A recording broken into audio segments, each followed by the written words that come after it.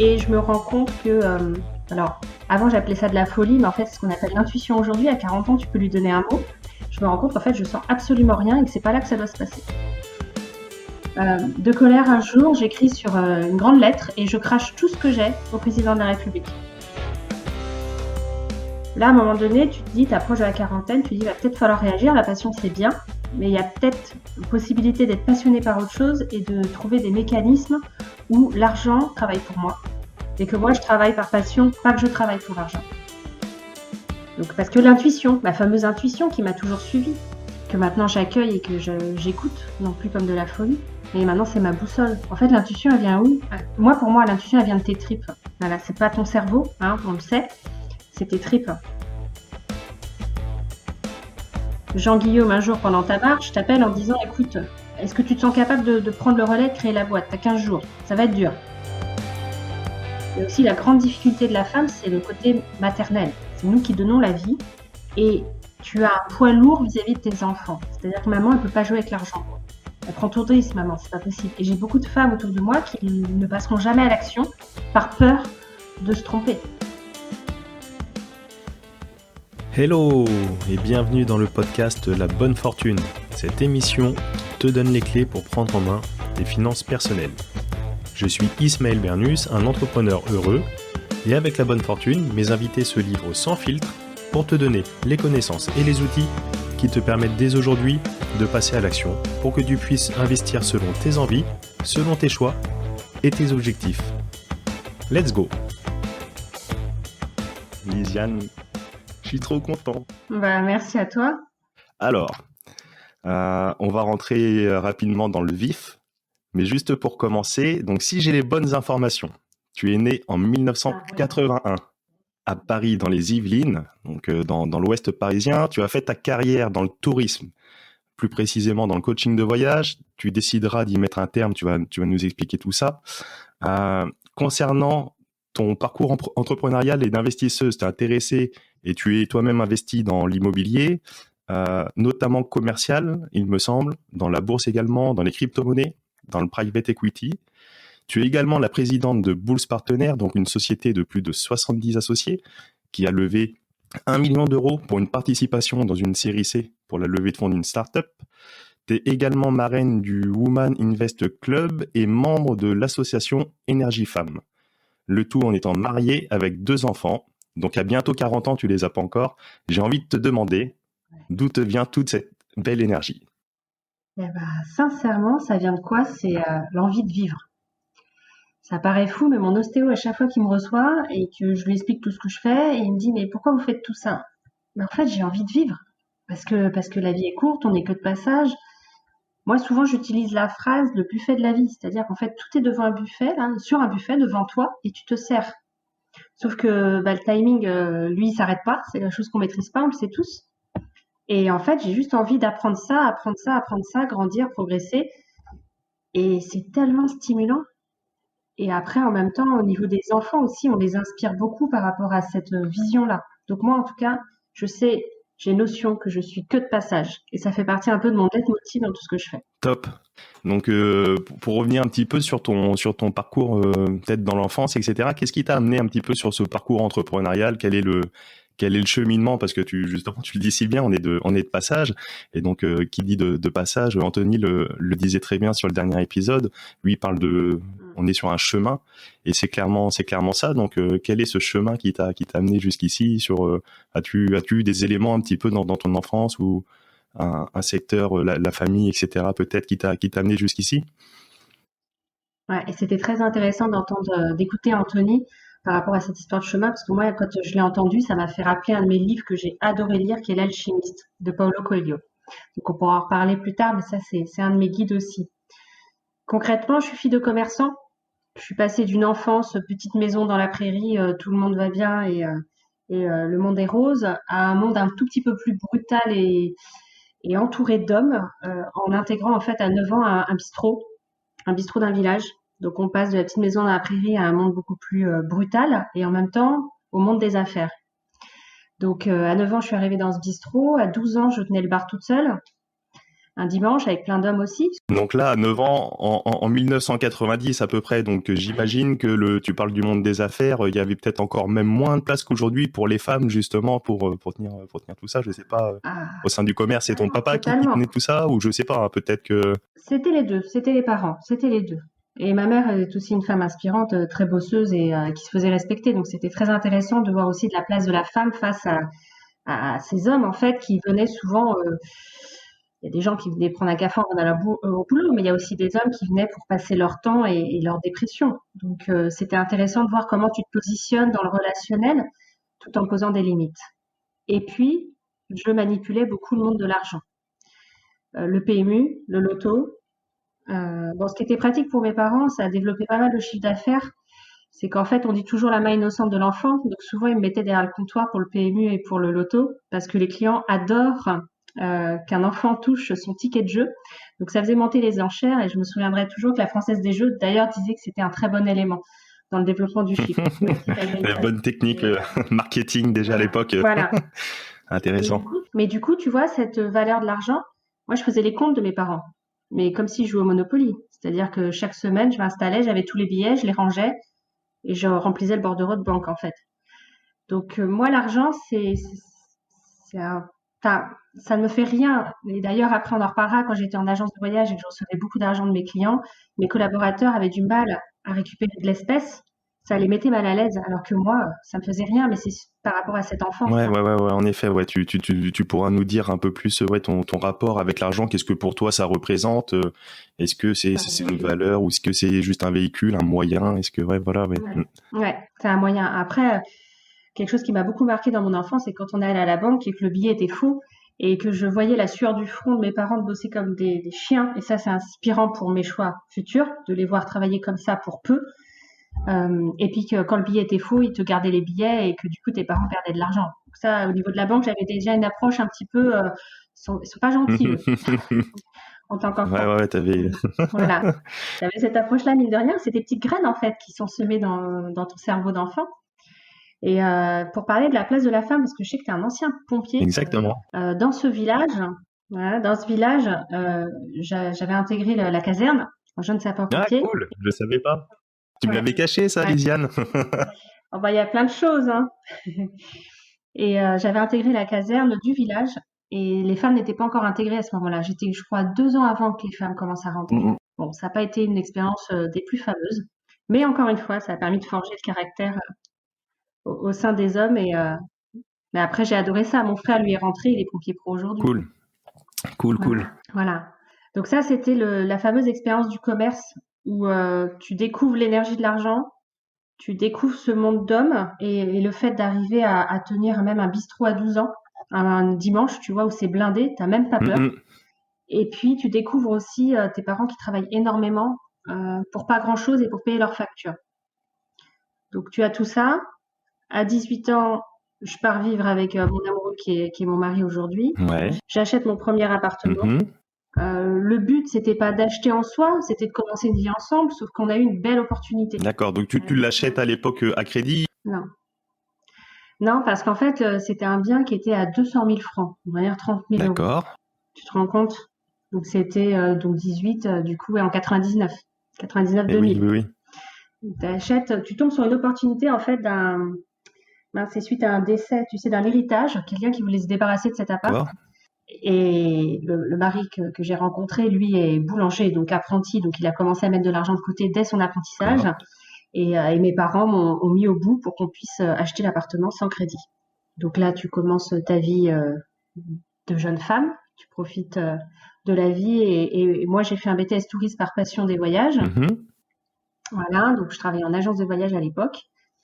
Et puis, en fait, t'as le commerce qui est en toi, tu as les munitions, tu te rends compte que tu vas pas prendre la place de ta patronne en agence de voyage. Et du coup, comme c'était difficile de créer une agence de voyage à l'époque, parce qu'il faut une garantie financière de 200 000 euros pour une agence, du coup, j'ai dit, OK, on va faire le métier de mon mari, donc qui est la boulangerie.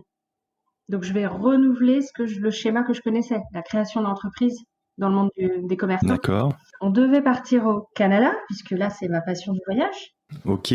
Donc, on avait été Voilà, je suis d'origine portugaise, donc j'avais été en prospection en plein mois de janvier à moins 40 degrés où tu as le nez qui se cristallise dès que tu sors de l'aéroport. Donc je découvre le grand froid. Mhm. Je fais mon voyage de prospection et je me rends compte que, alors, avant j'appelais ça de la folie, mais en fait c'est ce qu'on appelle l'intuition aujourd'hui. À 40 ans, tu peux lui donner un mot. Je me rends compte qu'en fait je sens absolument rien et que c'est pas là que ça doit se passer. D'accord. Alors juste pour en revenir, alors c'est super, on reviendra sur l'expérience de voyage, on va te développer parce que je sais que c'est un des pans qui te tient à cœur et puis tu pourras justement en plus peut-être nous faire rêver dans cette période où on est un petit peu tous cloîtrés chez nous. Euh, tu parles d'intuition, mais on va revenir là sur ton premier investissement, donc l'appartement. Est-ce que enfin tes parents, ils avaient peut-être aussi une expérience d'investissement immobilier peut-être ou ils avaient que l'expérience du commerce. Donc là, tu te lances vraiment, tu y vas quand même, tu te sautes dans l'inconnu, quoi. Tu prends ton courage à deux mains avec ton mari et pris de confiance, tu te dis, allez, là, il y a une opportunité, il y a une affaire. De toute manière, il faut bien se lancer quelque part et tu y vas comme ça. Sincèrement, en fait, c'est aussi la maturité que tu as à 18 ans parce que tu as commencé ta vie de jeune adulte à 10 ans. Et oui. Voilà. Moi, je bossais. C'est-à-dire, en CM2, Mhm. je montais vite fait aider ma mère à faire la planche du restaurant et je redescendais ensuite à l'école avec un sandwich dans la main. Donc, j'avais une notion en fait de la valeur du travail. Donc, du coup, si tu veux, à 18 ans, je n'avais pas 18 ans comme on peut l'avoir chez certaines personnes. Bien sûr. J'avais déjà un certain âge. Donc, j'avais ce sentiment d'être portée et de pas avoir peur en fait. Et cet appartement, pour l'anecdote, tu l'as toujours du coup? Et ben, je l'ai vendu après pour ouvrir ma boulangerie parce qu'il fallait avoir un apport. Je l'ai acheté 30 000 euros et 4 ans plus tard, je l'ai vendu à 100 000 euros. Et ouais, super, super, super. Donc là, t'as pris vraiment conscience à ce moment-là, même en dehors de la belle opération qui t'a permis d'aller sur d'autres voies, la boulangerie, etc. T'as quand même pris conscience qu'il y avait des choses à faire entre guillemets dans les affaires et dans le monde de l'investissement et notamment au travers ce vecteur qui est l'immobilier, quoi. Mm. Ça a été ma première étape de l'effet de levier. Et ouais, super, super belle expérience. Ouais, exactement. Et après, du coup, en fait, tu accueilles cet effet de levier, puis après, tu recrées une autre graine et tu te rends compte petit à petit de l'impact. Top. Donc, du coup, après le Canada, parce que je vais t'expliquer le bout de ma folie. En rentrant, j'avais des amis depuis fort longtemps dans leur village qui avaient un vieux bistrot tout pourri qui disait c'est là qu'il faut ouvrir la boulangerie. J'ai dit ton truc il ressemble à rien. Et ils m'ont bassiné avec ça et je leur ai dit écoute, je vais aller le voir, on va rentrer dedans. Je suis rentrée dedans, c'était un taudis. Mais quand je dis un taudis, c'est-à-dire tu as juste un comptoir de bistrot et derrière tu avais un hangar où le hangar en fait c'était un ancien garage il y a très longtemps. Donc il y avait encore des cuves vides dans le hangar. De la tôle, il n'y avait même pas de salle de bain, même pas de cuisine. C'est parce qu'en fait, c'était un vieux garçon qui vivait chez ses parents à côté. Donc, t'arrivais à un endroit où il n'y avait pas de quoi vivre et qui ressemblait à rien. Mais quand je suis rentrée, les premiers pas, j'ai dit c'est là que sera la boulangerie. Donc, la fameuse intuition. Mais l'intuition, là par contre, je te disais, il y a le côté où tu dis ouais, je dois être folle, mais là j'étais une grande folle pour tout le monde. Pour mon père, pour. Il n'y a que mon mari qui suit. Je pense qu'il m'a pris aussi pour la folie. Mais parce que ça ne ressemblait à rien. Qu'est-ce que tu veux faire ici? Et là, du coup, c'était une vente de murs. Et c'est là que j'ai découvert avec le comptable de mes parents, donc, qui me connaît depuis que j'étais toute petite, et qui me dit, écoute, tu peux acheter les murs, Mhm. tu crées les CI, mais tu comprenais rien à ce moment-là. Puis en plus, tu es tellement dans la concentration de la boulangerie, tu dis oui, dis-moi tout ce que tu veux, je ferai, parce que j'étais pas dans le raisonnement de l'investisseur immobilier encore, tout ça. Le seul objectif, c'était d'avoir un outil pour pouvoir exercer et pour pouvoir se lancer dans la vie active, notamment pour ton mari, quoi. Ouais, Ouais, ouais. totalement. Et là, donc les murs valaient, on l'a acheté à 89 000 euros. Mhm. Donc, avec 1000 mètres carrés de terrain derrière. Et puis là, j'avais quoi alors? Du coup, eh ben, si, j'avais 23 ans. Donc, faut imaginer que je vais voir le maire du village en Air Max, hein, parce que je suis une passionnée des Nike Air Max. Voilà, j'en fais une collection. Mais il faut imaginer la jeune fille qui arrive en Air Max de Mantes-la-Jolie. Derrière moi, tu peux voir, je sais pas si tu vois le livre L'Art de la Victoire de Phil Knight, la biographie. Je t'intéresse si t'es vraiment fondu de Air Max et donc de Nike, sa biographie à Phil Knight, L'Art de la Victoire. Donc c'est le PDG, Ouais, c'est le fondateur de Nike. Cette biographie va t'inspirer, c'est sûr et certain. Alors, je te ferai un c'est plaisir vrai. de te le passer, le bouquin, ouais, ouais, ouais.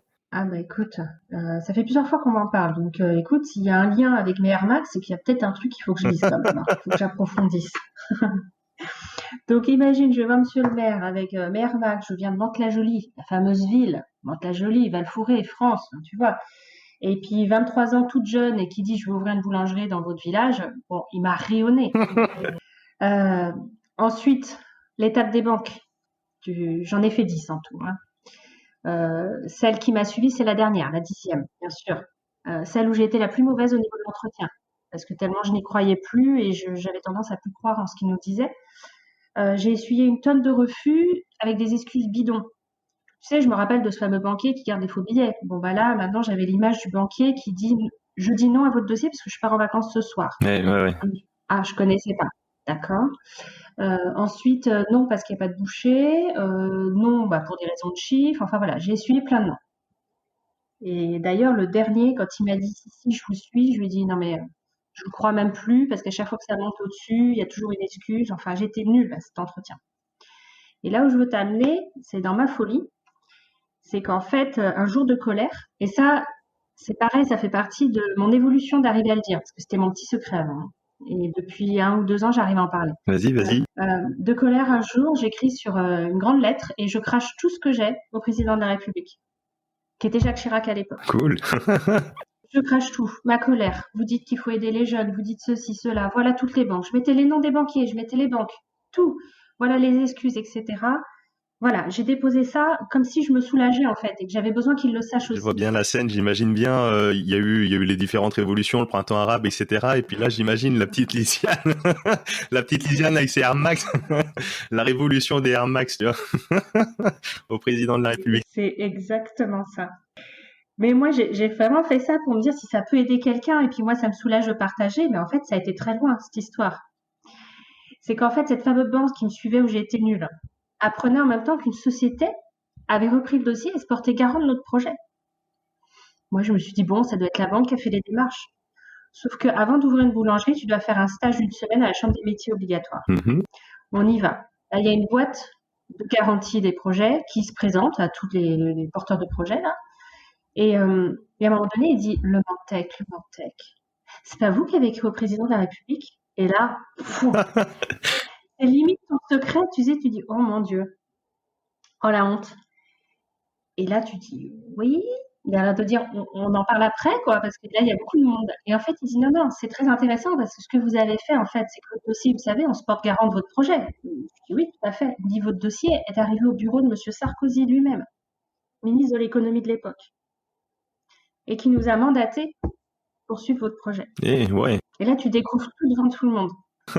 Et là, ouais, là, tu fais waouh, là, c'est magique. C'est un truc de fou. On en revient sur l'idée de planter des graines, même si là, ça peut paraître vraiment une graine lancée au hasard de façon peut-être désespérée, mais de planter des graines et d'un moment donné, on peut avoir le retour. On dit que l'univers se charge du reste, mais comme quoi, ça revient à ce que disait Anthony, hein, le fameux quart que j'ai découvert, c'est l'action, en fait, j'ai agi, j'ai semé, comme tu dis. J'aurais pu être grognon, être colérique, être peiné, alors qu'en fait, j'avais envie de le crier. Complètement. Et aujourd'hui, j'ai une carte de vœux de Jacques Chirac, quoi. Top. Donc ça a été un peu la première étape de la boulangerie. Après, bon, la gestion de l'entreprise, hein, dans toute sa splendeur, mais là, par contre, je reproduisais un peu ce qu'avaient fait mes parents, c'est-à-dire travailler énormément.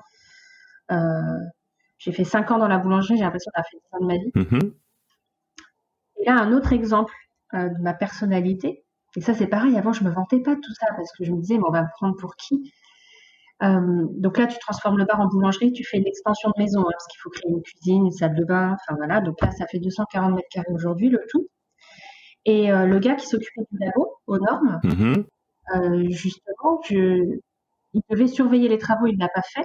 Le jour où il a fallu lui payer la facture, je me suis payée. C'est-à-dire, je lui ai dit, vous n'êtes pas venu sur le chantier, donc je me paye et je me souviens toujours, c'était donc 1200 euros.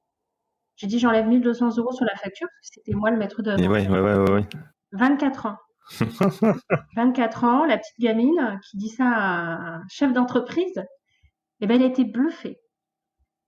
Et il l'a fait, hein, mais il a été bluffé. Et d'ailleurs, c'était mon marchand de farine qui m'avait recommandé ses services. Et il a dit à mon marchand de farine, mais Elle a du Ouais, culot, c'est quoi. dingue, bah, c'est sûr, à 24 ans, pouvoir dire, écoute, t'as pas fait tout ton boulot, je vais te garder une petite partie, c'est moi qui vais me payer parce que je suis allé en partie faire ce que tu devais faire. Ouais, non, c'est sûr. Je sais pas si à 40 ans, je saurais le faire.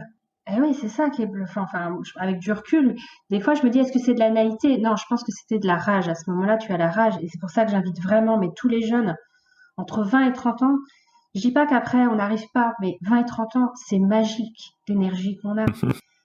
Il faut y aller à fond parce que ces 10 années-là, elles sont précieuses. J'ai, j'ai comme une intuition que tu diras toujours pareil à 50, 60 ans, Lisiane, mais Ouais, clairement, clairement, parce que j'oublierai pas ce que j'ai fait à ce moment-là. top, top, top. Et après, donc ton petit parcours sur la diversification, parce que là, donc t'étais sur donc une première expérience plutôt fructueuse sur l'immobilier, avec un aller-retour relativement court sur une période de 4 ans. Après, donc le développement entrepreneurial que tu avais déjà ça en toi de par ton enfance. Avec cette boulangerie et derrière comment t'es venu à t'intéresser sur les autres pans de l'investissement, de l'argent, des finances personnelles, de la diversification.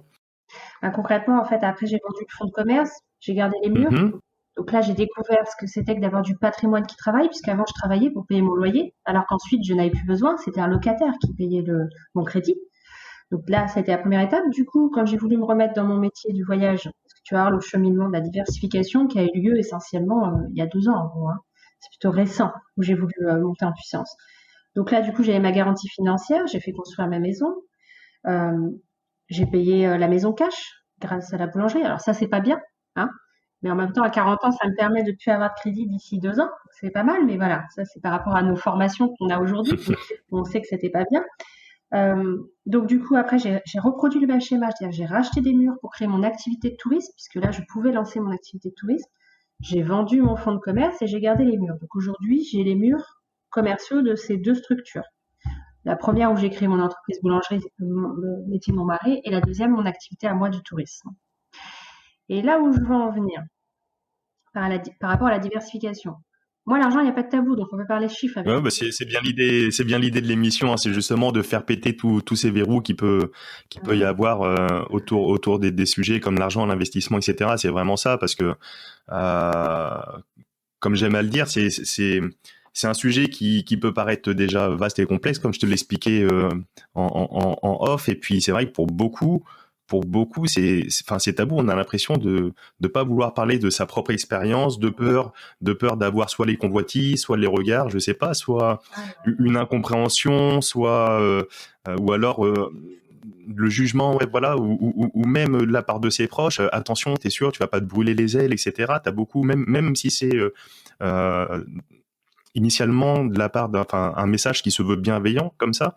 Et c'est vrai que toutes ces raisons nous font que souvent on garde tout ça, mais on voit que là-dessus t'es relativement libéré et je crois comprendre que oui, ça fait peu de temps quoi à t'écouter que t'es Oui, vraiment libéré avec tous ces sujets, ouais. Mm. voilà, avec mon petit noyau qui est le mari, qui demande que ça, lui, c'est vas-y, vas-y à fond, moi je te suis. Euh, Ma mère, voilà, j'ai mon petit noyau, mais après j'ai plein de détracteurs autour. Mm, Mais par contre, l'avantage de l'âge, c'est qu'à un moment donné, les gens t'ont observé et les fameux jugements qu'ils avaient avant, aujourd'hui, ils te disent, bah, limite, pas comment t'as fait parce qu'ils l'ont vu, mais limite bravo, et limite même encore quand t'as des projets, ils vont pas te critiquer parce qu'ils vont dire c'est mm, normal, mm, continue. mm, mm, mm, mm. Voilà. Donc ça, c'est intéressant. Alors qu'à 20-30 ans, tu vois, ça c'est l'inverse. À 20-30 ans, là, par contre, on te juge gratuitement, on veut te protéger, voilà. Après, t'as fait un peu tes preuves et du coup, ils disent, allez, vas-y. C'est quoi la prochaine étape? Donc la vraie prise de conscience, après toutes ces années de dur labeur, parce que j'ai vraiment reproduit le schéma de mes parents, entrepreneurial comme ça dans des commerces, la gestion, les salariés, les charges, les impôts, tout ce que tu veux, c'est quand j'étais en agence de voyage, donc dans ma vraie passion, que tu travailles 70 heures par semaine, que ta maison est juste la garantie financière de ton activité professionnelle et que tu te fais 1 500 € de salaire par mois. Mhm. Là, à un moment donné, tu te dis, tu approches de la quarantaine, tu te dis, va peut-être falloir réagir, la passion c'est bien, mais il y a peut-être possibilité d'être passionné par autre chose et de trouver des mécanismes où l'argent, alors ça c'est luxueux ce que je vais te dire, mais pareil, ça fait partie de ma profession. Pour moi, je souhaite aujourd'hui que l'argent travaille pour moi Cool. et que moi je travaille par passion et que l'argent travaille pour moi, pas que je travaille pour l'argent. Mm, mm, mm. Et ça, ce sera ma réussite, moi. Ouais, bien sûr, de se libérer justement de ça, quoi. Que au lieu de courir derrière l'argent, tu vas courir derrière toi tes buts, tes passions, et à côté de ça, tu vas mettre en place des mécanismes qui vont faire que bon voilà, tu vas avoir cet argent qui travaille pour toi. Ouais, c'est top. Et oui, parce qu'à ce moment-là, quand j'étais en agence, j'étais dans ma passion. Et c'était pas normal que parfois, par difficulté et tout, tu te retrouves dans ton bureau à pleurer, à dire mais j'aime ce que je fais, mais j'en souffre. Mhm. C'est pas normal, c'est pas comme ça que ça doit se passer. Et on fait des voyages professionnels. Quand tu es dans le tourisme pour visiter les destinations, en 2016, ça a été le déclic. J'ai fait 2 voyages professionnels qui m'ont bouleversée. Le premier, c'était en mars, c'était à Haïti. Ouais. Donc là, Haïti, tu es dans la pauvreté la plus absolue. Ils portent en eux une histoire difficile, profonde, et qui t'enrichit beaucoup, toi, en retour. Et j'ai découvert en fait un petit village dans la montagne. Où, voilà, les gens sont très pauvres, etc. Ils font l'école dans l'église, tout ça. Et on a fait un don entre agents de voyage. On avait envie de donner de l'argent. Et là, tu te rends compte de l'argent à quoi il peut être utile. Même si on ne parle pas de colonisation, etc. Parce que c'est très difficile, l'histoire des blancs, des noirs, tout ça. Mais juste, tu contribues, tu donnes un petit quelque chose. Mhm, mhm. Je me souviendrai toujours. J'avais mis moi 20 € dans l'enveloppe. Et ça reviendra aussi pourquoi, quand je t'en parlerai, pourquoi j'ai aussi envie de gagner de l'argent, c'est de pouvoir aussi en donner. Mhm. D'en donner plus. Quand tu donnes 20, tu peux peut-être donner 200 après quand t'en as. Ouais, bien sûr. Donc là, j'avais donné 20. Grâce à ces 20, en fait, ils ont construit tout un bureau d'école qu'ils ont repeint et qu'ils ont mis en blanc «Merci Lisiane». Et là, tu t'y attendais pas en plus. Et là, tu te dis, avec ce fameux billet, j'ai créé ça. C'est-à-dire qu'aujourd'hui, ils sont sur un bureau, en fait, les gamins. Top, top. Et là, tu te rends compte aussi de la notion du voyage. Puisque moi, le voyage, à un moment donné, je passais dans un moment de consommation. C'est-à-dire, le client, il fallait que je fasse la vente. Parce que c'est 40 €, je gagnais sur le dossier, il allait me payer ma facture téléphone. Enfin, je n'avais plus le plaisir du voyage puisque c'était un porteur de paiement de facture. Donc, ça détruisait ma Mhm, passion. mhm. Et de l'autre côté, en voyageant, ce que tu te rendais compte, ce que tu pouvais faire, c'était pas grand-chose. C'est là que je me suis dit, waouh, je m'y retrouvais plus dans mes valeurs, en fait. Donc ça a été le premier voyage. Et le deuxième en octobre, c'était à Oman, dans le désert d'Oman. Ouais. Alors, les personnes qui sont très sensibles aux énergies, parce que je l'ai découvert aussi, il y a beaucoup de sophrologues qui vont dans le désert d'Oman pour se ressourcer. Je l'ai appris après parce que j'ai cru que j'étais folle, hein, mais dans le désert d'Oman, je m'étais apporté d'ailleurs un t-shirt Thomas Cook, puisque moi j'étais une agence Thomas Cook, pour faire des photos, pour faire de la communication. Donc j'avais le Thomas Cook dans le dos et j'avais le ciel en face de moi en train de se coucher. Et là, en fait, dans ce désert-là, j'ai décidé que je vendais mes agences parce qu'il y avait autre chose à vivre, en fait. Donc, quand je suis rentrée, mon mari a cru que j'avais rencontré un autre homme, mais en fait, j'avais rencontré un pays. Ça m'a bouleversée. Je l'ai ramené 6 mois après pour lui montrer, voilà, le pays. Mais par contre, là où je veux en venir quand je te parle de ça, c'est qu'en fait, c'est à Oman où j'ai découvert aussi le développement personnel. Top. Par un guide. Il faut savoir que c'est un pays analphabète à la base, Oman, hein. Ça fait pas longtemps qu'ils parlent et qu'ils écrivent surtout. Et il a appris le français tout seul. Et lui, il m'a fait découvrir en m'envoyant une vidéo. Alors moi, mon coach, c'est Franck Nicolas, un coach canadien. Ouais, super. Je sais pas si tu connais. Tu connais? Un petit peu, ouais, ouais, ouais. Il est d'une énergie, ma boule, et coach motivation. Ouais, c'est super. C'est clair, confiance illimitée. Donc il m'envoie ça et là du coup ça a été l'année où justement je me suis dit ok on va avancer. Je me suis formée, Mhm. donc j'ai découvert aussi la valeur, enfin qui était les valeurs, etc. Et puis et donc j'ai vendu les agences et je me suis mis dans l'inconfort de me dire ok maintenant tu fais quoi? Ben, en fait tu vas t'ouvrir au monde et c'est là que revient l'idée du buffet de la vie. C'est-à-dire qu'en fait c'est ça le problème aussi quand on est des bourrins et qu'on bosse comme ça avec des œillères, qu'on y va à fond, même si on dit qu'il faut garder le focus, hein, mais je pense qu'il faut rester quand même super ouvert parce qu'en fait tu as juste plein d'opportunités autour de toi qui gravitent. Exactement, ouais. Ouais, ouais, exactement. Anthony parlait, pour faire référence sur, pareil, une question d'équilibre. Et moi, je suis persuadé, ça ferait vraiment sens ce que tu dis. Est-ce que je suis vraiment persuadé que autant pour vraiment accomplir de belles choses, etc., il faut être focus à 300%, il faut travailler dur, etc. On n'a rien sans rien. Mais d'un autre côté, les périodes de repos, de recul, de lâcher prise aussi aide énormément à faire péter des verrous, à se débloquer, et participe également à ça, à ce que tu dis. Mais c'est super inspirant ce que tu dis parce que on voit que au travers ce que tu moi j'adore Gandhi, il y a une des citations que j'adore et que tu dois très certainement connaître dans le monde du voyage, c'est que le plus grand voyageur n'est pas celui qui fait 10 fois le tour du monde, mais celui qui fait déjà une fois le tour de soi-même. Et Et toi, tu mixes un petit Je ne peu, connaissais pas celle-là. C'est tu mixes beau. un petit peu, j'ai l'impression, tout ça, que justement, au travers de ton parcours et ces 2 voyages notamment, ça t'a permis de te retrouver et de faire le cheminement, voilà. Un nouveau cycle, ça c'est clair. Et c'est d'ailleurs à ce moment-là que parce que c'est important que je te le dise même pour la suite, c'est quand j'étais à Oman où j'ai découvert Dubaï et Abu Dhabi. Mmh. Et je suis d'origine portugaise, je suis attirée par les langues latines, par la pierre haussmannienne, etc. Je suis pas du tout lifestyle, je suis pas du tout bling bling, même si j'aime maintenant pouvoir parler d'argent. Mais Dubaï, c'est une ville audacieuse qui ose, qui dérange, qui fait plein de choses. Et donc on a eu le projet après en vendant les agences d'aller s'installer à Dubaï en fait. Voilà. Donc parce que l'intuition, ma fameuse intuition qui m'a toujours suivie, que maintenant j'accueille et que j'écoute, non plus comme de la folie, mais maintenant c'est ma boussole. En fait, l'intuition, elle vient où? Moi, pour moi, l'intuition, elle vient de tes tripes. Voilà, c'est pas ton cerveau, hein, on le sait, c'est tes tripes. Donc je suis partie là-bas quelques mois. Je n'ai pas trouvé le poste que je voulais. Et pareil, là-bas, j'ai soulevé des montagnes, mais j'ai été jusqu'à écrire, parce qu'après j'avais plus peur, moi. J'ai été jusqu'à écrire à Elisabeth Borne, en fait, hein, ministre de l'écologie de l'époque, qui représentait le pavillon français pour l'exposition universelle qui démarre cette année à Dubaï. Voilà, j'ai tout fait, Top. ça n'a pas pris. Et je t'expliquerai pourquoi je te parle de ça tout à l'heure. T'avais pas tes Air Max au pied. Ouais, c'est vrai, c'est vrai. Non, quand j'ai été au ministère du Tourisme là-bas, j'étais pas avec des Air Max, c'est vrai. Donc voilà, j'avais tout fait, donc je suis rentrée. Et c'est là qu'après j'ai pris mon poste de coach voyage. Mmh. C'est-à-dire, en fait, être au service du client, de s'occuper de son voyage, mais ne plus voir le client comme un payeur de facture.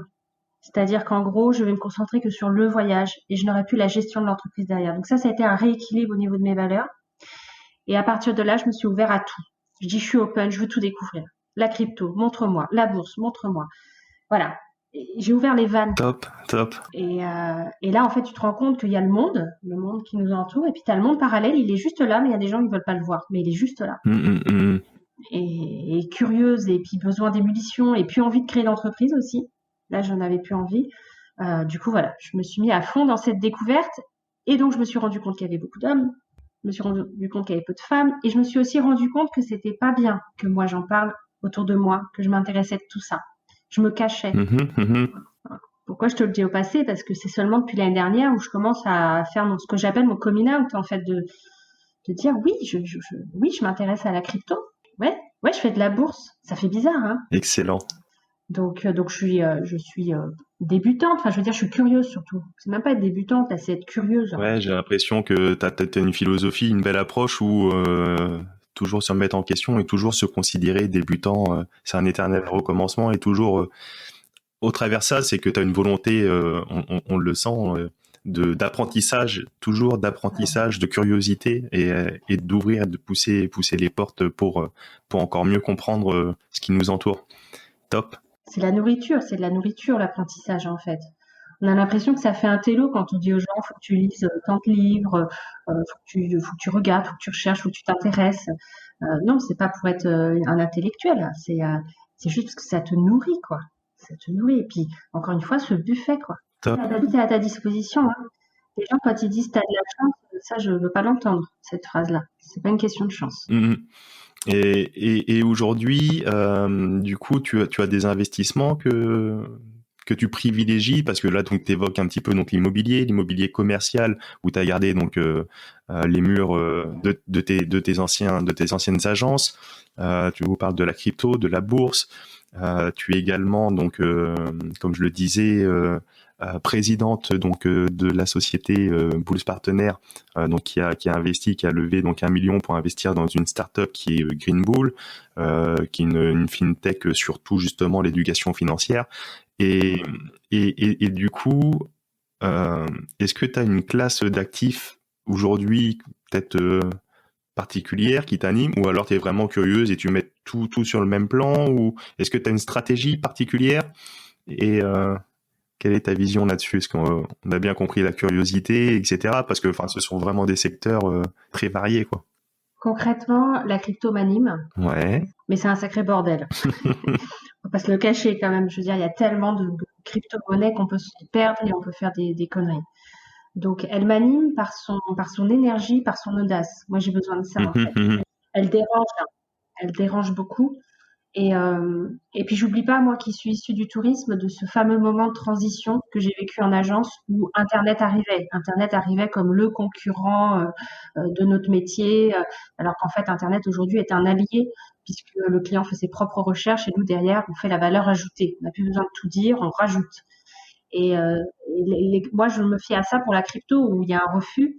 Et en fait, il faut juste être ouvert.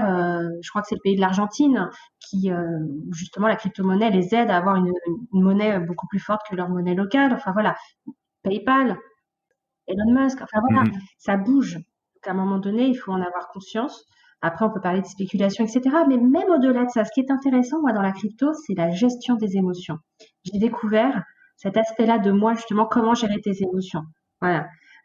Investir dans du virtuel, tu vois, c'est pas un billet. Et encore, on sait que notre argent en banque, il n'existe pas. Ouais, complètement, oui. Et comment tu gères? Et ça fait partie un peu des challenges. Est-ce que je signe cet appartement ou pas? Comment je sens le truc, en fait? Donc, gérer ses émotions. Donc, moi, c'est une école de formation, la crypto pour ça. Et puis, c'est aussi préparer demain. Ça fera partie de la gestion des émotions, je pense, je l'espère, mais d'un futur podcast où on rentrera un peu plus loin, justement sur tous ces biais cognitifs lorsqu'on prend par exemple une position et qu'on voit, je sais pas, là le Bitcoin qui a fait fois, je sais pas moi, fois 5 là dernièrement, rapidement, très très rapidement, ou alors à l'inverse, si quand ça se casse la gueule, comment on réagit, etc. Avec les différents biais cognitifs, les biais de confirmation, etc., etc.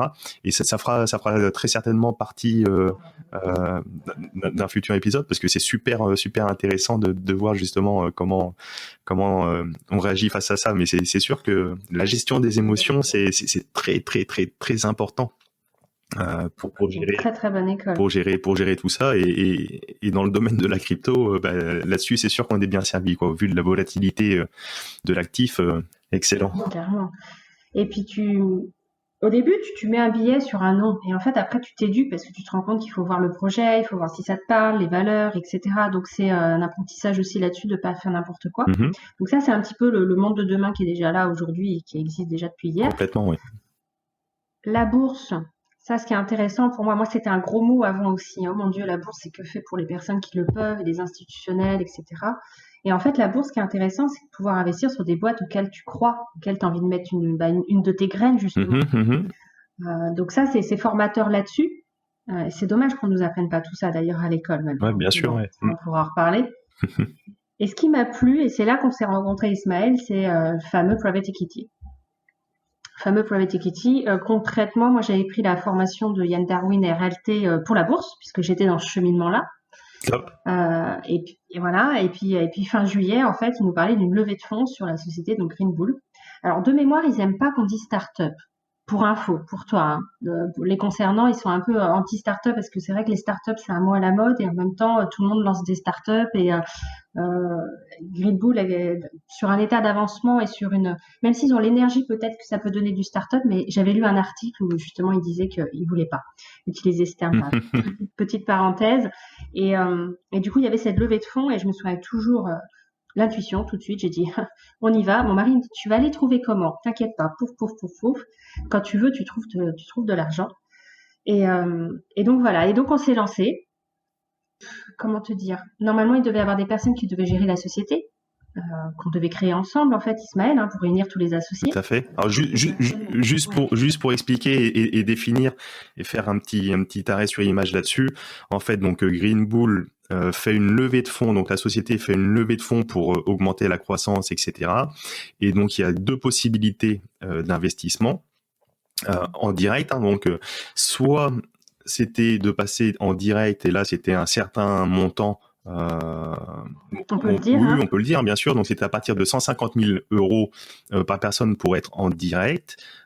Ou alors, le deuxième moyen, c'était à partir de 10 500 euros. Et là, c'était donc l'ensemble des investisseurs à partir de 10 000 euros étaient regroupés dans une société qui allait être créée en vue de rapporter au-dessus des 150 000 euros.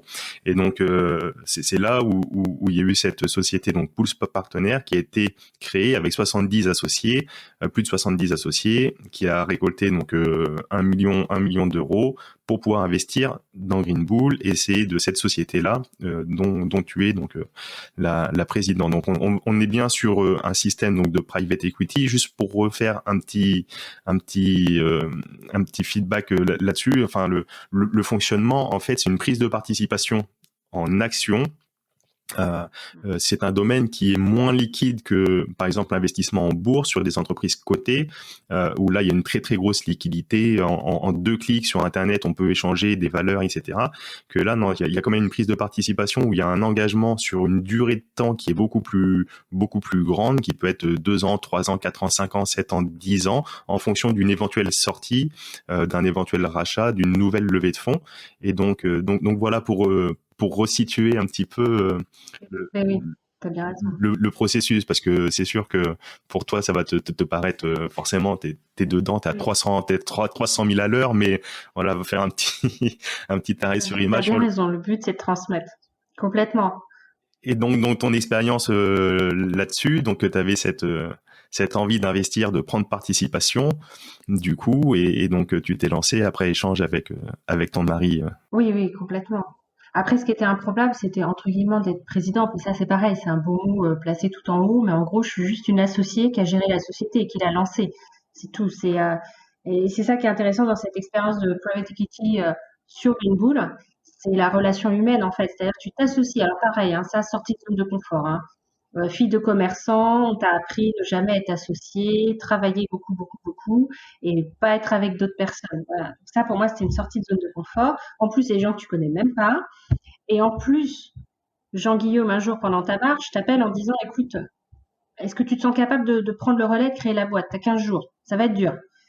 Pas de souci. Je l'ai fait. Ça a été dur, mais j'ai appris énormément. Top. Donc du coup, voilà, je suis présidente parce que suite à un appel téléphonique. Mais après, je suis comme tout le monde. Je voulais juste apprendre beaucoup et j'étais volontaire.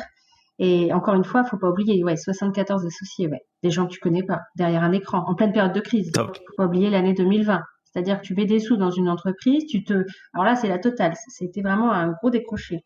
Et tu te mets avec des personnes que tu connais pas et puis t'appelles un avocat et puis t'y vas. Alors que c'était la première fois que j'appelle un avocat de ma vie. Hein. Et tu sais le rapport du nombre de femmes qui sont investies, par exemple, dans cette société-là, sur les 74 personnes? Je crois qu'on est... On peut les compter sur les doigts de ma main. On est 5 ou 6. 5. Ouais, voilà. On est 5 avec moi. Et ouais. Avec moi. 5 sur 74. 5, donc ça doit faire quelque chose comme 3-4%, quoi. C'est vraiment... Mais par contre, ce qui est intéressant, c'est le profil. C'est des femmes incroyables, quoi. Voilà. Et oui. Les femmes sont peut-être moins nombreuses d'une façon générale à investir, mais par contre, peut-être le font-elles de façon plus énergique, plus sérieuse, plus motivée, plus à fond. Certainement, oui. C'est du lourd. Ouais, c'est du lourd. Complètement. Et moi, en parallèle, tu as raison, à un moment donné, tu en as parlé. Je m'étais mis aussi dans un club, le Women Investor Club, qui nous formait en immobilier, parce que je me rendais bien compte que j'avais mes deux murs commerciaux, que j'étais bloquée. Qu'est-ce que je fais maintenant? Qui je suis? Comment je me positionne? Donc, j'étais rentrée dans ce club. Pareil, dedans, j'y ai déposé toute mon énergie. Et au fur et à mesure du temps, il m'a été proposé d'être marraine, mais marraine parce que j'avais mon énergie, c'est-à-dire d'accompagner, de booster les femmes. Voilà. Et en parallèle, je faisais donc ce private equity. Et c'est là, par contre, tu vois, là, j'avais les femmes dans Bull Partners et j'avais les femmes dans ce réseau Women Invest Club. C'est-à-dire, là, par contre, les femmes, c'était très large. Tu as des personnes qui aimeraient, mais qui ne feront jamais. Et oui. Tu as des personnes qui aimeraient et qui vont prendre beaucoup de temps à se lancer. Et puis, tu as des personnes, elles font et elles apprennent après. Quoi. C'est génial. Voilà. Mais tu vois, là, le champ, il était plus large quand même. Donc, c'est là que j'ai découvert aussi tout type de femmes. Parce que chez Bull Partners, c'était un peu un facilitateur, c'est-à-dire qu'on était tous attirés par le même projet. Donc déjà, ça faisait comme un filtre en quelque sorte. Et c'est pour ça que ça a marché aujourd'hui et c'est pour ça que la société s'entend super bien. On était unis en fait par la même énergie, je veux dire, par le même projet. Alors que quand tu es dans un réseau de femmes avec plusieurs vitesses de femmes, plusieurs parcours, il y a aussi la grande difficulté de la femme, c'est le côté maternel. Oui, bien sûr. C'est nous qui donnons la vie et tu as un poids lourd vis-à-vis de tes enfants. C'est-à-dire que maman, elle peut pas jouer avec l'argent. Je veux dire, elle a mis au monde des enfants, elle n'est pas là pour jouer avec de l'argent. Elle prend trop de risques, maman, c'est pas possible. Et j'ai beaucoup de femmes autour de moi qui ne passeront jamais à l'action par peur de se tromper Et ouais. par rapport à ses enfants. Voilà. Le papa aussi est très protecteur. Il a aussi, entre guillemets, un devoir au niveau du foyer. Mais la maman, c'est pire. J'ai l'impression que même limite, le papa peut se tromper, mais maman, faut pas qu'elle se trompe. Ouais, c'est ancré d'autant plus profondément, certainement, ouais. Ouais. Et tu dois le Ça, c'est ressentir, ce ouais. que je ressens. Ouais. Mm. Et justement, c'est un de tes rôles au sein de ce Woman Invest Club, j'imagine, de justement promouvoir exactement l'investissement au féminin. Donc c'est un club, une association là sur la région parisienne, à l'image aussi de Énergie Femmes peut-être. Énergie femme, c'est plus global, c'est plus sur l'état d'esprit de la femme, c'est-à-dire l'audace, tu vois, l'audace, D'accord, ouais. l'entrepreneuriat, le leadership, comment gérer les conflits en tant que femme dans une entreprise, comment même avoir un banquier qui te fait des refus. Enfin voilà, c'est vraiment la personnalité féminine dans ce monde des affaires. Mm. Ok, cool. Bah, c'est super intéressant, super inspirant. Quel conseil tu pourrais donner à une jeune nana ou même un mec, hein, mais qui aurait 20 ans aujourd'hui, qui veut se lancer, qui sait pas par quel Ah là pied là. commencer? Mets des Air Max et tu vas voir. Je pense à mettre des Air Max. Non, sincèrement, une chose est sûre, et même moi, j'attends qu'une chose, c'est que mon fils, il ait 18 ans, quoi, pour le faire commencer de faire plein de choses. Euh, c'est le temps, on le dit souvent, l'or qu'ils ont entre les mains, même s'ils n'ont pas encore l'argent, c'est le temps. Donc entre 18 et 20 ans, faut tout de suite apprendre, donc faut tout de suite faire. Et par contre, il faut pas mettre les œufs dans le même panier. C'est pour ça qu'en vendant mes agences, parce que je faisais que les agences, là aujourd'hui, je n'ai pas les œufs dans le même panier. Mhm. Donc le conseil, ce serait déjà tout simplement déjà d'acheter un appartement pour découvrir toute la paperasse, le notaire, le banquier, monter un dossier. Voilà, dès que tu as ton CDI, ça, c'est mon premier conseil. Et le deuxième, c'est d'apprendre à se payer soi-même aussi. Le money management, dès le début, Mhm. tu vois. Et après, de rester ouvert. Et surtout, de choisir son réseau. Ne pas rester seul dans un monde normal. Il faut aller voir, il y a plein d'extraterrestres comme toi, quoi. Il y a plein de réseaux. Donc, ne pas attendre. Le mot d'ordre, ce serait vraiment ne pas Ne attendre. pas attendre. Donc toujours, on en revient pareil, le passage à l'action qui va nous faire découvrir de nouveaux horizons pour apprendre. Et ce passage à l'action va déboucher sur des résultats. Et ne pas écouter BFM. Dès 18-20 ans, n'écoute pas BFM. Mets-toi sur BFM Business si tu veux, parce que sur BFM Business, ils recrutent. Tu vois, quand tu les écoutes, il y a plein de recrutements, plein de créateurs. Sur BFM, il y a des chômages. Donc, axe bien tes sources d'énergie, quoi. On écoute BFM Business et on écoute le podcast La Bonne Fortune. Exactement, surtout avec tout ce que tu prépares. Ça va être super. Super. Et est-ce que tu as quelques petites lectures ou des ressources qui t'inspirent, toi, au quotidien ou que tu pourrais partager? Alors, je dirais au niveau du mindset, un de mes guides, c'est Mike Horn. Mike Horn, c'est moi, j'écoute et déjà, je rêve de faire un voyage avec Mike Horn, c'est-à-dire de pas se laver les dents, de sortir de ma zone de confort, etc. Absolu dans le monde du voyage. Donc Mike Horn, pour moi, c'est ma pépite humaine. J'ai rencontré ses filles. Super. Enfin, voilà, je suis donc Mike Horn. Après, les 4 rapports Toltec, au niveau de qui je suis, m'ont beaucoup aidé. Parce que on a ce fameux cerveau, hein, ce que disait Anthony, hein, ces fameuses pensées, cette fameuse protection du risque.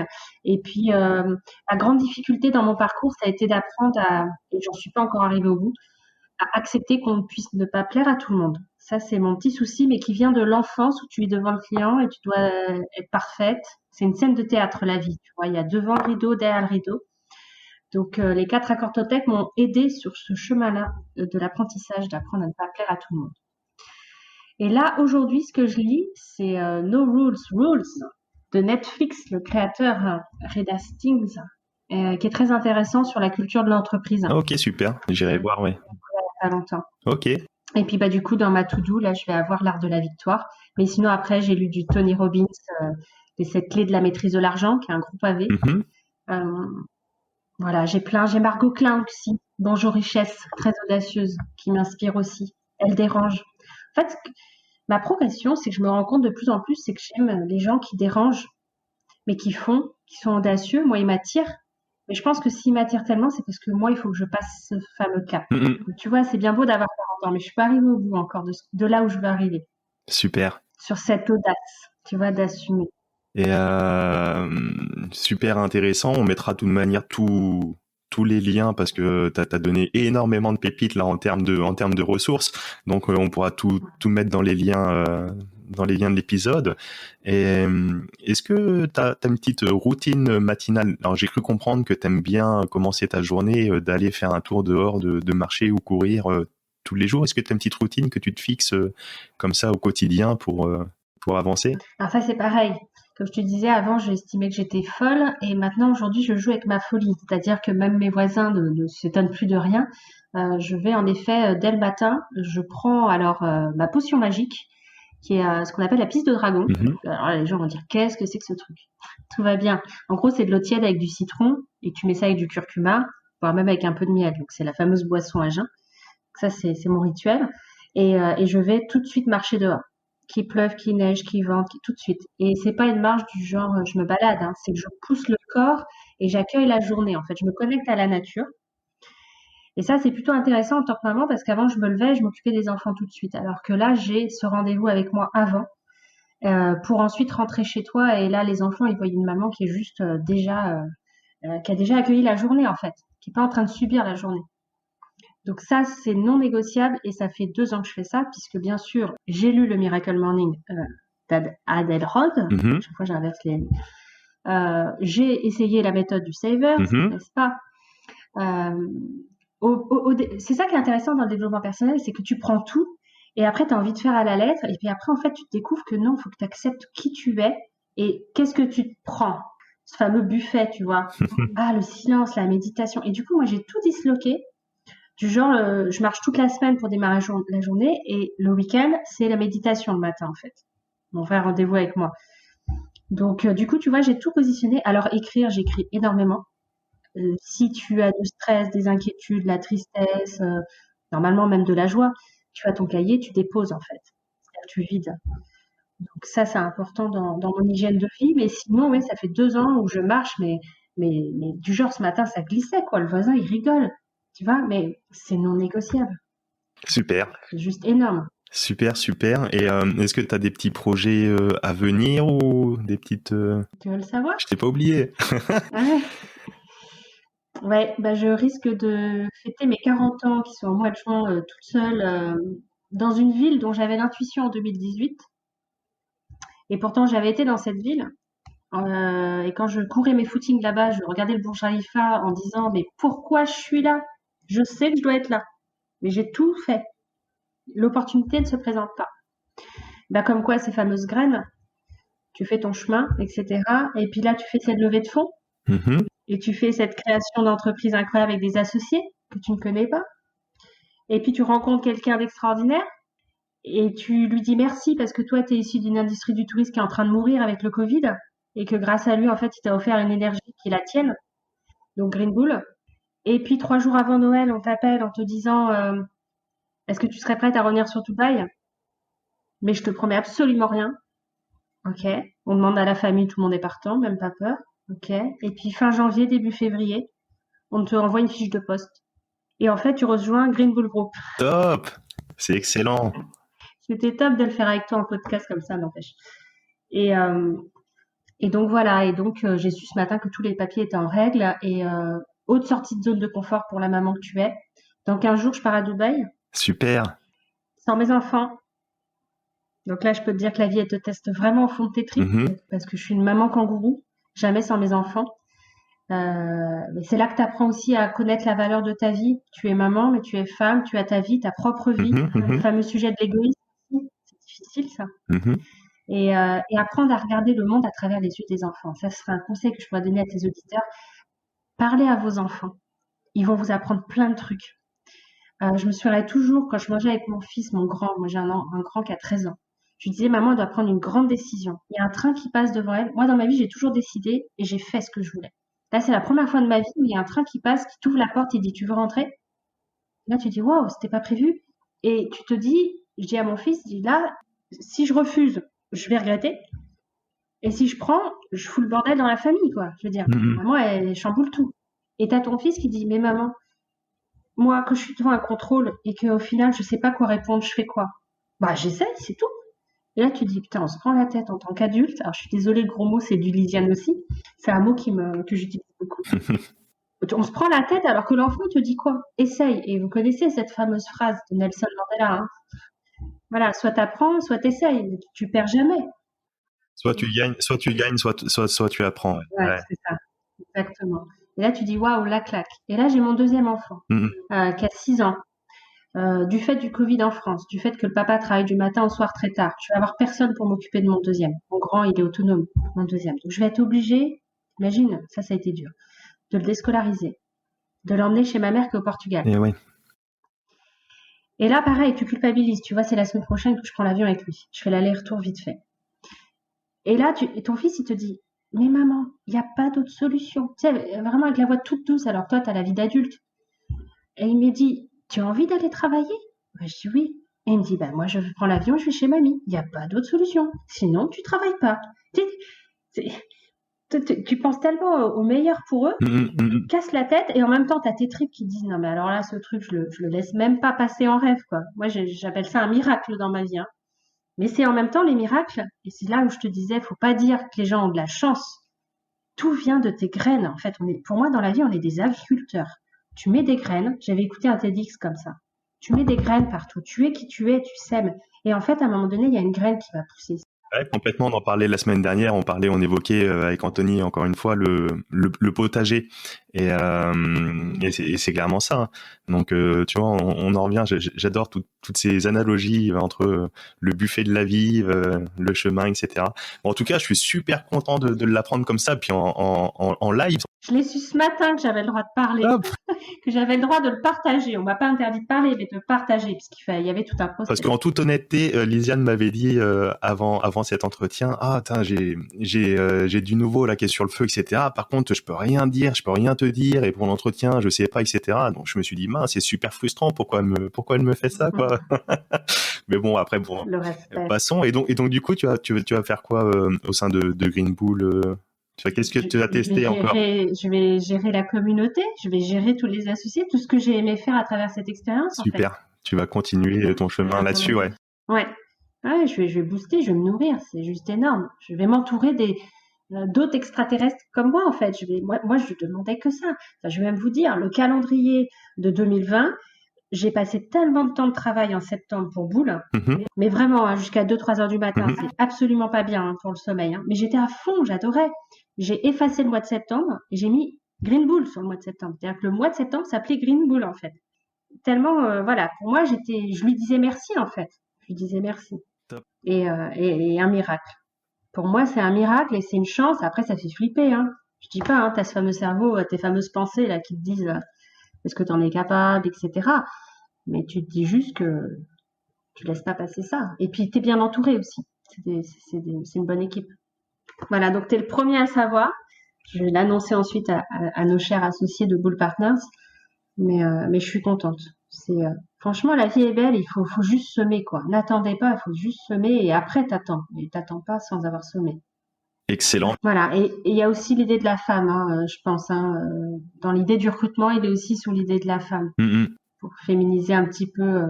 Bien sûr, même si dans Green Bull, il me semble qu'il y a quand même pas mal de personnes, enfin féminines quand même, etc., qui sont impliquées, en tout cas mis en avant. Alors mise en avant en tout cas. Après, en termes de chiffres réellement, je sais pas, mais en tout cas qui sont mises en avant et c'est une bonne chose parce que c'est vrai que je regardais là même sur par exemple le classement Forbes. Quand tu regardes les 20 personnalités, les 20 milliardaires les plus riches au monde, etc., tu n'as que 3 femmes dans les 20 premiers. La première, j'ai plus exactement le truc, mais je crois qu'elle est 9e, et sur les 3, ouais. ce sont des héritages ou suite au décès du mari, etc., etc. Ouais. Mis à part la famille Bettencourt, c'est historique. Où c'est historique. Ouais. Bon, c'était quand même familial, mais il y a quand même Liliane qui a fait énormément pour L'Oréal, et là maintenant c'est la fille qui reprend. Mais il y a que trois personnalités féminines dans le top 20. Enfin, c'est hallucinant. Donc j'ai comme l'impression que ça a tendance à monter. C'est une bonne chose de rééquilibrer un petit peu tout ça. Mais il y a encore du chemin à faire, quoi. Il y a du chemin, après c'est passionnant. Et après, pareil, comme tu disais en off juste avant, l'intérêt, c'est pas non plus de parler, de mettre en avant que les femmes. C'est ce fameux homme avec le grand H, c'est-à-dire, enfin moi je le vois dans l'expérience de Bull Partners. La synergie homme-femme, elle est juste, mais puissante, bienveillante. Enfin, moi, à aucun moment, même porteuse. Donc, il y a pas de souci. Il n'y a pas de souci à se faire avec l'idée de l'argent. Et c'est ce que j'aime aussi chez Margot Klein, qui dérange beaucoup, qui rentre dedans, qui cache justement ces codes, qui parle d'argent, de pognon, de voilà, à quoi ça sert, même en tant que femme.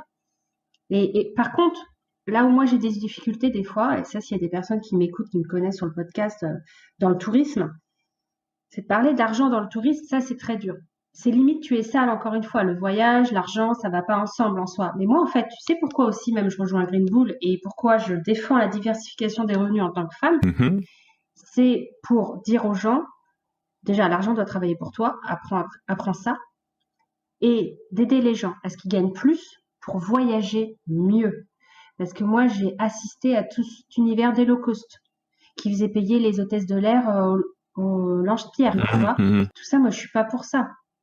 Donc, si on augmente tous le niveau, et c'est ce qu'on dit des fois, même pour nous dans notre vie, montez vos standards, c'est pas pour être prétentieux, c'est juste qu'on relève toutes les énergies globales, en fait. Franck Nicolas, souvent, il dit justement, si tu ne veux pas, alors à chaque fois, j'oublie la phrase, mais si tu ne veux pas être pauvre, plutôt que de se dire c'est pas bien les riches ou les pauvres, l'intérêt c'est que tu sois pas pauvre pour que tu augmentes les pauvres en fait. Voilà, il faut élève tes standards. Ouais. Et encore une fois, je pensais à toi ce matin, je me disais ok, t'as de l'argent, tu fais quoi? C'est pas pour acheter un yacht, c'est pas pour acheter. Moi, là, j'ai un super plaisir avec une Renault Mégane, tu vois. Elle est top ma voiture. Excellent. Je pourrais te parler de mon ancienne AX pendant des heures. Mais voilà.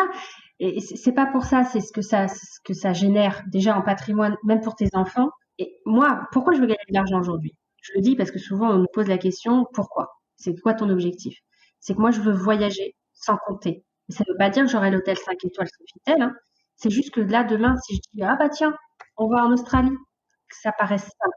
Et mes enfants grandissent. Donc le temps est compté et je veux profiter de ces 10 prochaines années pour leur offrir ça.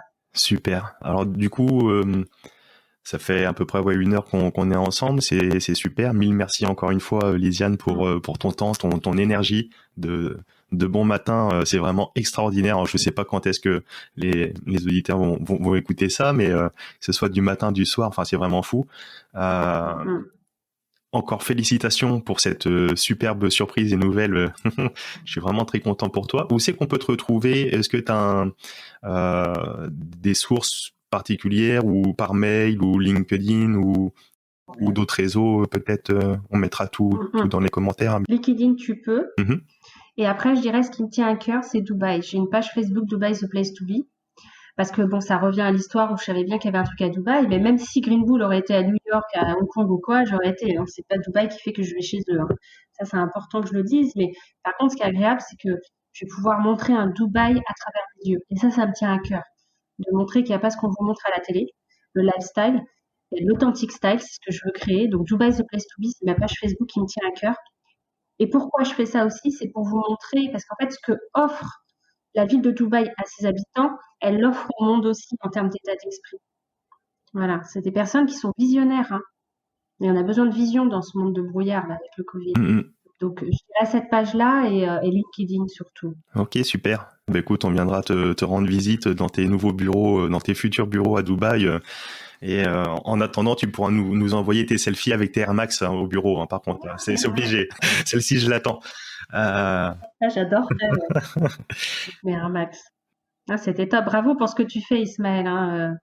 Franchement, c'est génial. Et puis en plus, tu vas partager une richesse avec les parcours de chacun sur le même sujet global. Ça va être énorme. Ouais, bien sûr. Et puis après, bon, j'aurai pour ambition également de même rentrer même plus en profondeur d'un point de vue même technique. Hein, après, c'est pour ça on verra en plus avec Green Bull, soit Jean-Guillaume, soit Yann, bien sûr. Pourquoi pas faire une petite émission avec et pour enchaîner sur ces sujets, que ce soit le secteur de l'immobilier. En ce moment, on voit qu'il y a quand même pas mal de mouvements. La bourse, c'est pareil. Il y a des trucs de fou qui se passent quand on voit GameStop, etc. Les crypto-monnaies, on n'en parle pas. Donc, hâte de pouvoir continuer tout ça. Complètement, j'ai adoré là, la vidéo, et ça revient à une de tes questions, où il disait justement à 18 ans par quoi on commence. Et moi, je me dis, j'aurais écouté ça à 18 ans, ce que j'ai aujourd'hui à 40 ans, en patrimoine, j'aurais beaucoup plus, parce qu'en fait, il donne déjà les outils. Donc, oui, oui. Franchement, je dirais même qu'on est dans le Covid, etc., mais en fait, on est dans une période incroyable. Top. Incroyable. Tout se prépare. Il faut juste être ouvert. Écoute, en tout cas, mille merci. Et puis, je te dis à très très vite. Ah bah oui, obligé. Merci Ismaël, c'était top. Nous voilà arrivés à la fin de cette émission et je te remercie pleinement pour ton écoute attentive. Alors si tu as apprécié, n'hésite pas à le dire en commentaire et si tu as appris quelque chose dans cet épisode, je t'invite également à laisser la note maximum sur les différentes plateformes et notamment Apple Podcast. Tu le sais, c'est ce qui nous aide pour le référencement de cette émission. Aussi, si tu penses que celle-ci va intéresser 2 ou 3 amis ou proches autour de toi, n'hésite pas à leur partager également. Et si tu veux aller plus loin encore, tu peux nous retrouver sur l'ensemble des réseaux et notamment Instagram. Et comme on le sait, la distance entre les rêves et la réalité s'appelle l'action. Je te dis à très très vite pour un nouvel épisode de La Bonne Fortune. Ciao!